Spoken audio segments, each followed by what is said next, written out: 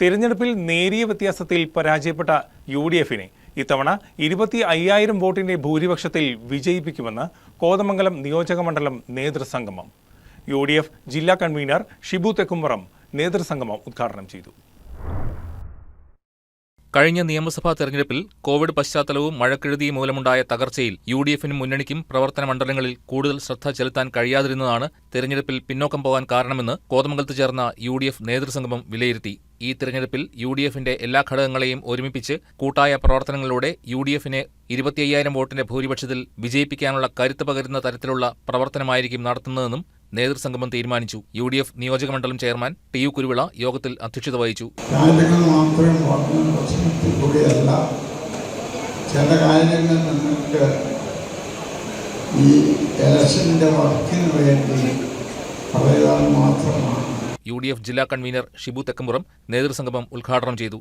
തെരഞ്ഞെടുപ്പിന്റെ എല്ലാ തരത്തിലുമുള്ള മുന്നേറ്റം നമുക്ക് ശക്തമായി കൊണ്ടുപോകാനായിട്ട് കഴിഞ്ഞിട്ടുണ്ട്. ഇവിടെ സൂചിപ്പിച്ചതുപോലെ പ്രതിപക്ഷ നേതാവിന്റെ യാത്ര നമുക്ക് അഭിമാനത്തോടു കൂടി പറയാൻ കഴിയും.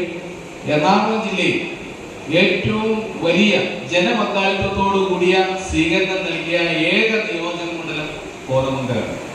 യാതൊരു സംശയവും ആ കാര്യത്തിലില്ല. അത്രമാത്രം വലിയ മുന്നേറ്റം നമുക്ക് സൃഷ്ടിക്കാനായിട്ട് കഴിഞ്ഞിട്ടുണ്ട്. കോതമംഗലം കോൺഗ്രസ് ബ്ലോക്ക് പ്രസിഡന്റ് ഷമീർ പനക്കൻ മുഖ്യപ്രഭാഷണം നടത്തി.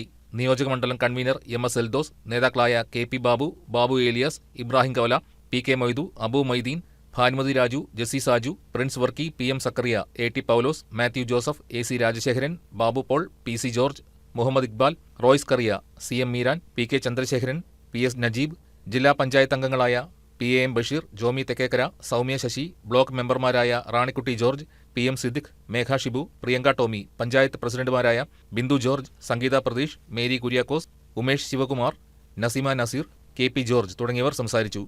News desk KCV news.